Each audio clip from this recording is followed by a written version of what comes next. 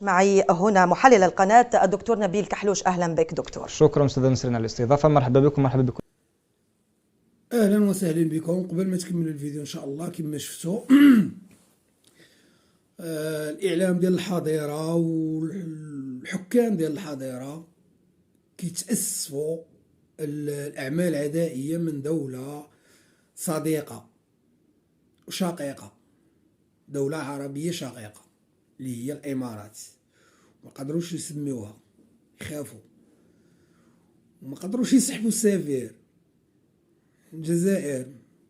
لكن عندما اعترفت إسبانيا بالحكم الذاتي للمغرب على صحراء المغربية، قامت ثائرتهم ولم تقعد، قامت القيامة في الجزائر وتم سحب السفير على الفور وإلغاء العديد من الصفقات التجارية في مقدمتها البنج ديال السنان اللي راكم عارفين القصه. كانوا الناس دايرين ما بقوش الناس الاطباء ديال الاسنان ولاو كيشدوه بالبون، يشد كميه معينه. كذلك تم الغاء صفقه الطائرات ديال الحرائق، وراكم شفتوا شنو وقع. الاعلام ديال الحظيره كيحلل علاش وصفناها بالصديقه والعربيه، لان كنتمي لجامعه الدول العربيه وكتربطنا علاقات والى اخره. الاعلام ديال الحظيره ما يقدرش يسحب السفير، لانه عارفين الاسرار ديالهم ديال العسكر كاينه في الامارات.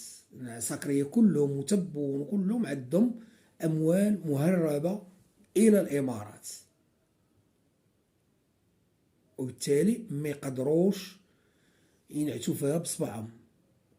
وتيقول لك لا، راه السبب ديال العداء ديال الامارات لان هي دوله مطبعه وحنا دوله عندنا القرار السيادي من حد ما يتحكم فينا، حيت حنا كندعموا فلسطين. هذاك الشيء علاش كتعادينا الامارات وعلاش كتنشا في دول الجوار خصوصا مالي والنيجر وليبيا والى اخره.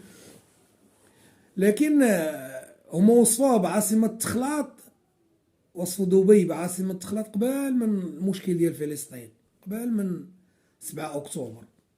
وبالتالي الموضوع هو قديم، فما كاين لا شي يبغوا يزينوا الوجه ديالهم حيت حنا كندعمنا فلسطين وكناضلوا من اجل فلسطين في هذه الحرب.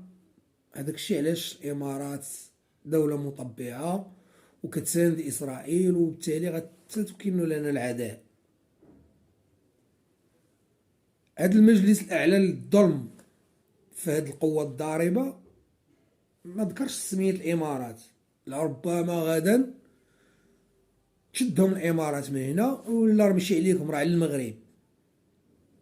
ولو ان بعض الاعلاميين راه شهروا له مباشره، واعلاميين يقولك ما نذكروش الاسم خوفا ورعبا من الامارات، انه عارفين اش غيتبعوا. الاخوان قبل ما تكملوا الفيديو نتمنى تفاعلوا مع القناه، لان التبليغات أصابت القناة فعلا أن الدواب الإلكتروني نظرا لغياب الدعم ديال الأصدقاء. الناس اللي كيشوفوا الفيديو ما تخسر والو، لا رجاء شفتي الفيديو دير واحد لايك وكومونتير على خاطرك وبارطاجي لنا الفيديو، لعل وعسى يكون انتشار على نطاق واسع ويحد من التأثير ديال التبليغات ديال الذباب الإلكتروني. خليكم تكملوا الفيديو وتحلوا مع ريوسكم. وبالتالي كما غتشوفوا ان البوليزاريو اهم من الجزائر. على ود البوليزاريو تسحب السفير ديال الجزائر من اسبانيا، وعلى ود الجزائر ما يتسحبش من الامارات. شكرا لكم. بكل المشاهدين الكرام شكرا. كيف بداية تقرأ هذا البيان نعم. دكتور كحلوش؟ على كل حال لابد أن ننتبه إلى أمر هام، وهو أنه المجلس الأعلى للأمن هو هيئة استشارية منذ 1976 تسدي المشورة لرئيس الجمهورية. ما معنى هيئة استشارية؟ بمعنى أنهم إذا صنفوا بأن هناك دولة مارست أعمال عدائية فهذا يعني ببساطة أنهم قد أسدوا المشورة لرئيس الجمهورية حتى يتخذ إجراءات. لابد أن ننتبه جيدا لهذا التفصيل. يعني هذا البيان لن يمر مرور الكرام. أولا يصدر عن أعلى هيئة أمنية في البلاد اللي هي المجلس الأعلى للأمن، هيئة استشارية هامة جدا. بالإضافة كذلك إلى أنه لما ناقشوا الوضع العام في دول الجوار والساحل ثم الوضع العام للبلاد تطرقوا إلى وجود أعمال عدائية. ولكن ما هو المفهوم القانوني وكذلك السياسي لكلمة عمل عدائي؟ ببساطة هو عمل يمس أولا بالأمن القومي للدولة الجزائرية، سواء صحيح. في جانبها الأمني أو جانبها كذلك الاقتصادي، ولكن أكثر فأكثر في جانبها الأمني. هذا هو العمل العدائي. في التجارة وفي الاقتصاد لا يتكلمون عن العدوان، ولكن يتكلمون عنه في الجانب الأمني. فهذا يعني ببساطة أن الدولة التي يقصدونها وهي دولة عربية شقيقة أولا ليست مجاورة، لأنهم لم يقولوا عنها دولة مجاورة. ثانيا أنها مارست أعمال عدائية بمعنى أعمال عندها علاقة بالجانب الإرهابي والتخريبي. هنا بالطبع لا يمكن أن يصدر هذا الكلام عن مجلس أعلى للأمن دون أن تكون هناك أدلة، سواء كانت عن طريق العمل الاستخباراتي أو كذلك عن طريق العمل المخابرات الداخلي، سواء بواسطة الأمن الداخلي أو بواسطة الأمن الخارجي كذلك في الإقليم. بالإضافة أنه لا يمكن أن يصدر دون الوصول إلى دلائل وحجج دامغة وبعد استجواب متورطين فيه. مؤخرا رأينا بأنه كان هناك تورط كبير في الجانب المتعلق بالتجارة بالمخدرات ما بين الجانب الأمني للأسف وكذلك جانب التجاري للمخدرات مع شبكات دولية عابرة للحدود. من الذي يمولها؟ من الذي يعمل معها؟ بالإضافة أيضا إلى وجود تحرك سلبي جدا في العمق الاستراتيجي للدولة الجزائرية المتعلق بالساحل وعلى رأسها دولة مالي. فهنا لابد إذن أن ننتبه. هذه الدولة العربية الشقيقة وصفوها الشقيقة رغم أنه قد مارست أعمال عدائية. علاش دولة شقيقة وفي الوقت نفسه تمارس أعمال عدائية؟ يعني أنه البيان الذي قدمته الجزائر فيه واحد الجانب دبلوماسي، أننا لحد الآن لازلنا نراكم كأشقاء، وإن الالتزامات التي تفرضها علاقة الأخوة أو ما دمنا أشقاء الجبار وكذلك العلاقة المؤسساتية لابد أن ننتبه. ما دامت دولة عربية فهذا يعني بأنها عضو في جامعة الدول العربية، لابد أن ننتبه إلى كل مثل هذه التفاصيل، بمعنى أنه لحد الآن لازلنا نراكم نظرة غير عدائية، ولكن لدينا كل المعلومات والمعطيات. وفي هذه الحالة الدولة الشقيقة هذه لم يذكرها البيان، ولكن بإمكاننا أن نفهم بأنه ما دامت قد مارست أعمال عدائية فهي لم تمارس أعمال عدائية في الشرق الأوسط، وكذلك هي ليست دولة مجاورة لنا، لأن الجزائر هي الدولة الوحيدة في شمال غرب إفريقيا التي تجاور كل الدول يعني المتعلقة بها من ليبيا إلى غاية المغرب إلى غاية يعني موريتانيا وتونس. فالدولة هذه في الشرق الأوسط وليست هنا في الإقليم المغاربي، فلهذا لابد أن أعمالها العدائية كانت بواسطة المال. لابد أن ننتبه إلى هذه النقطة.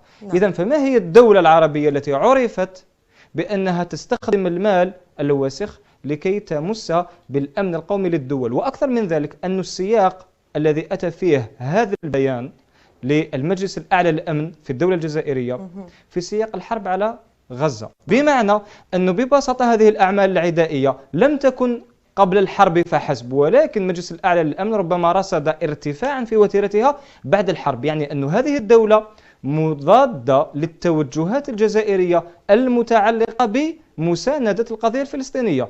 فما هي الدولة التي الجزائرية المتعلقة بمساندة القضية الفلسطينية؟ فما هي الدولة التي قد اشتهرت بأنها كانت ضد ترشح الجزائر لعضويتها في مجلس الأمن الدولي، وكانت كذلك هذه الدولة تؤيد مسار التطبيع سواء بالمال أو بالدبلوماسية. فأعتقد إذن بأن الدولة قد توضحت جدا. نعم. طيب دكتور نبيل، يعني لماذا في رأيك تتعرض الجزائر لمثل هذا العدوان بالرغم من أنها يعني من رغم من أن علاقاتها جيدة مع كل الدول؟ حتى ولو كنا معزولين في جزيرة لابد أن ننتبه بأن العالم يدار بالأزمات، ولا يعني أن نكون في منأى عن الصدامات، يعني أننا سنكون في منأى عن المشاكل. ببساطة لأن الدولة الجزائرية تحوز على مقومات اقتصادية كبيرة جدا، نعم. هذه المقومات الاقتصادية في مساحة شاسعة تفوق 2.3 مليون كيلومتر مربع لابد وأن تكون فيها أطماع لأوليغارشيا داخلية تتحالف مع أطراف خارجية. فهذه الأعمال العدوانية ليست مفصولة عن تخريبات داخلية وتواطؤات وخيانات داخلية. لابد أن ننتبه إلى هذه النقطة. النقطة الثانية أن الجزائر فعلا قد لا تكون في مشاكل مباشرة مع الدول العربية وتراهم دوما نظرة أخوة وكذلك نظرة مؤسساتية ما دمنا في جامعة الدول العربية، ولكن مواقف الدولة الجزائرية لا تتماشى في الكثير من الأحيان مع توجهات بعض الدول العربية. نعم. فالجزائر على سبيل المثال مفهوم السيادة بالنسبة لها هو مفهوم مقدس سواء لها أو لغيرها، ولكن بعض الدول العربية لا تمتلك مفهوم السيادة لا لنفسها نعم. ولا حتى في نظرتها لغيرها. هذه النقطة الأولى. النقطة الثانية أنه ببساطة المشروع الصهيوني هو ليس مشروعا يهوديا بحتا، ولكن هو مشروع إيديولوجي، بمعنى أنه يستطيع أن يستقطب دولا عربية أخرى لكي تنضم معه، تماما مثل ما كان المشروع الشيوعي. فلهذا المشروع الصهيوني يستقطب دول عربية، هذه الدول العربية ستكون في الأخير متصادمة مع الدولة الجزائرية التي تناهض المشروع الصهيوني حتى منذ قبل استقلالها. لابد أن ننتبه بأن الإيديولوجيا الثورية الجزائرية هي والإيديولوجيا الصهيونية متناقضتين تماما، وهذا هو الذي جعل من السياسة الخارجية بعد الاستقلال تتأسس على الأسس الثورية في حد ذاتها، مساندة حركة التحرر ومناصرة القضايا العادلة في العالم وغيره. فلهذا إذن مثل هذه القرى الرأسمالية التي أصبحت على شكل دول في نهاية المطاف لن تستطيع أن تتفق مع الجزائر لا في خطها الجيوسياسي ولا حتى في خطها الأخلاقي. نعم، شكرا لك إذن جزيلا الدكتور نبيل كحلوش على إثرائك لهذا الموضوع.